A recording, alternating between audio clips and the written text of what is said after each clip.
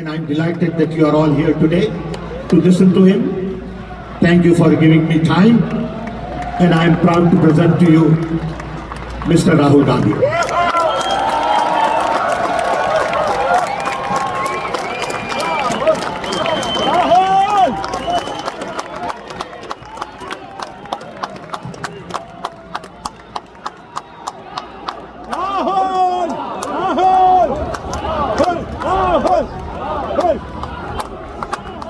Thank you, Sam. I'd like to welcome everybody, starting with Sam Petroda ji, Aarti Krishna ji, Mohinder Singh ji, George Abraham ji, Pradeep Samla ji, Hullard ji, Gurdev Haier ji, leaders on the dais, and dear members of IOC, ladies and gentlemen, I'd like to welcome all of you here and wish you happy Onam and happy Ganesh Chaturthi.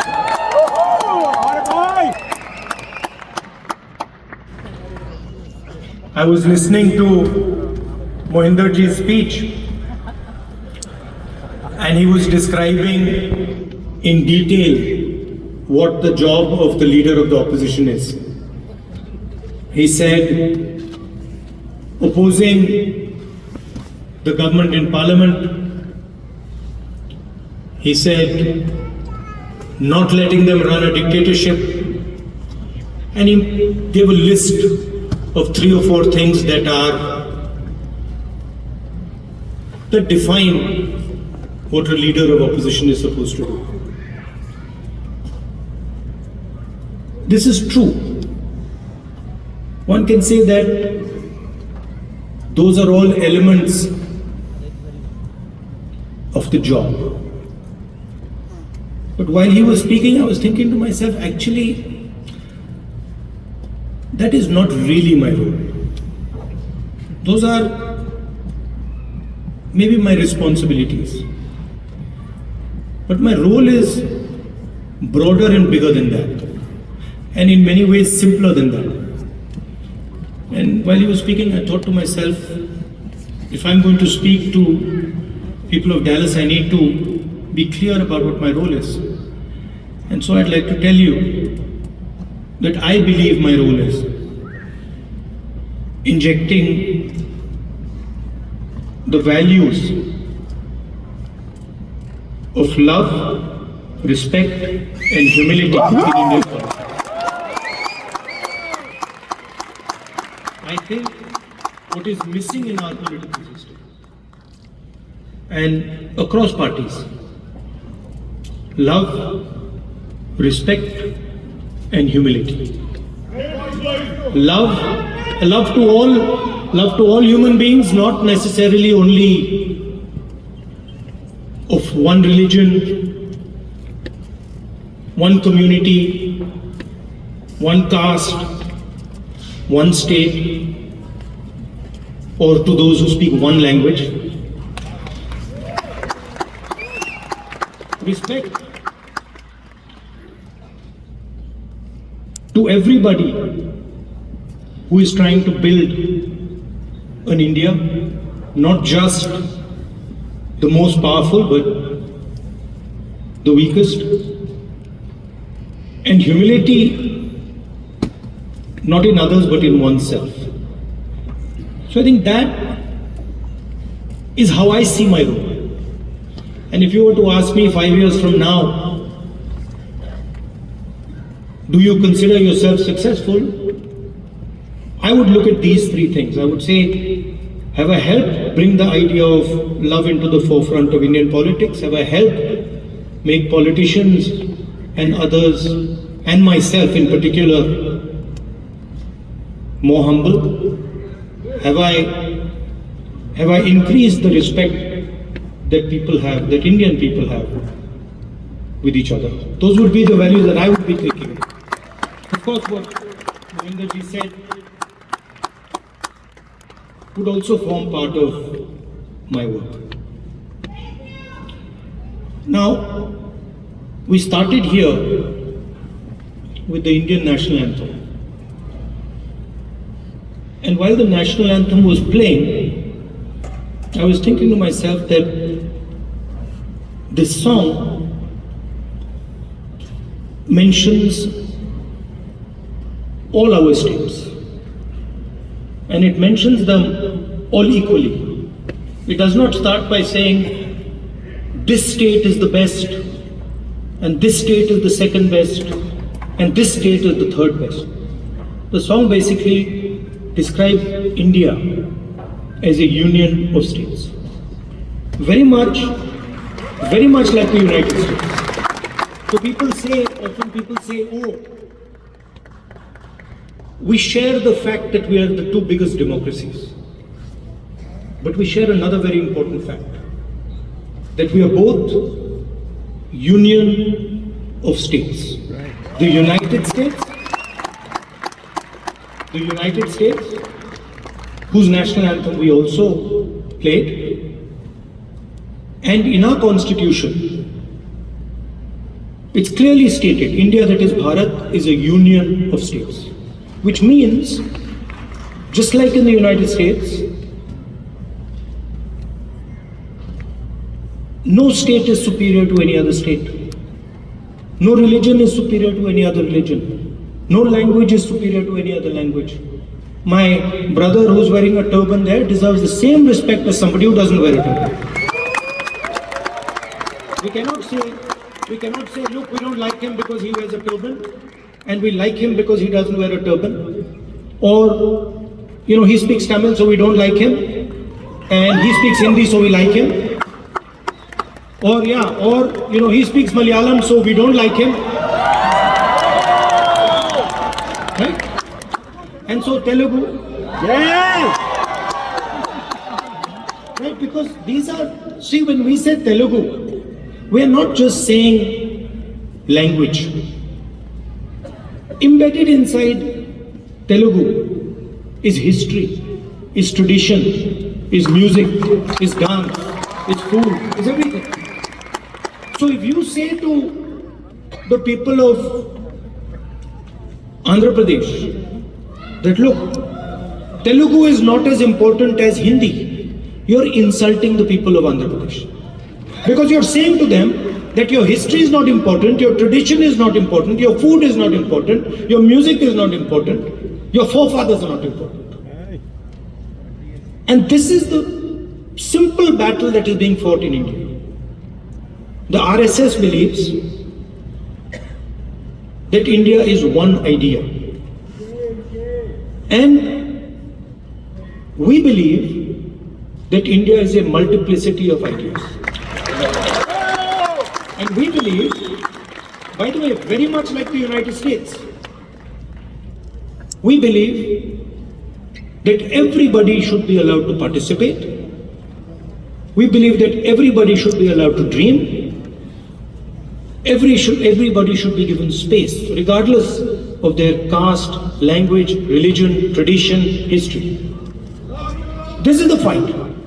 And the fight was crystallized in the election, when millions of people in India clearly understood that the Prime Minister of India is attacking the Constitution of India. Because what I am saying to you, union of states, respect to languages, respect to religions, respect to traditions, respect to castes, this is all in the Constitution. Every single word that I have said to you is in the Constitution. The foundation of modern India is the Constitution. And what people understood in the election clearly, and I saw it happening, when I used to raise the Constitution like this, people understood what I was saying. They were saying that the BJP is attacking our tradition, attacking our language, attacking our states, attacking our history. And most importantly, what they understood was that anybody who is attacking the Constitution of India is also attacking our religious tradition. Right? And that is why in my first speech in Parliament, you must have noticed, when I described Abhay Mudra, the fact that this is a symbol of fearlessness and it is present in every single Indian religion. You can look, you go on the internet and you can see every single Indian religion. Guru Nanak Ji holds his hand like this. Shiva holds his hand like this. Every single Indian religion, the hand is a symbol of fearlessness. And when I was saying this, the BJP could not stand it. They don't understand. And we are going to make them understand. See, and the other thing that happened that was very beautiful, that in fact I was amazed that it happened so quickly, was that fear of the BJP vanished, disappeared, gone. And we saw that immediately, within minutes of the election result, nobody in India was scared of the BJP or the Prime Minister. So these are huge achievements, not of Rahul Gandhi or the Congress party. We are peripheral. These are huge achievements of the people of India who realized, of democracy, of the people of India who realized that we are not going to accept an attack on our constitution, we are not going to accept an attack on our religion, we are not going to accept an attack on our states. Now finally, I'm speaking to people in Dallas. And who are you? You are people who have come from India. And the values that I have been describing, values of the Constitution, values of respect, values of humility, you carry them inside your heart. You have them in your blood. All right. So when you came to this country, you did not come with arrogance. You came with humility. You did not come with hatred. You came with love and affection. And you did not come with disrespect, saying that, we are come to America and who are these people? We'll show them. No, you came with respect. So inside your heart is respect, is love, humility. And you are our ambassadors in one way. You're the bridge between these two unions. United States of America and Union of States, which is written in our Constitution. And so you have a very important role. Because the relationship between these two unions is going to determine the future of both these unions. The United States needs India, and India needs the United States. It's a fact. All right. We cannot get away from it. So you have a very important role of being the bridge between your old home and your new home. Right? And in my view, you should travel freely between these two homes, and you should bring the idea of India to the United States and the ideas of the United States to India. Yeah. Sam said that I had promised that I will go to Dallas. And it's true. But I would like to say that our trip was supposed to be longer. And we were supposed to go to New York, Washington, California, and Texas, and Chicago. And then we had to shorten the trip. And so I told Sam, look, I have promised the people of Dallas, so we have to go to Dallas. And so we included Dallas in our itinerary. And I think it was a very good idea. 100%. We'll come to Chicago. Love you. And we included Dallas, and I think it was a very good idea because Dallas is thriving, Texas is thriving, A lot of technology is moving here, and I can see that all of you are doing a tremendous job in raising the flag, raising the Indian flag here. So I'd like to thank you.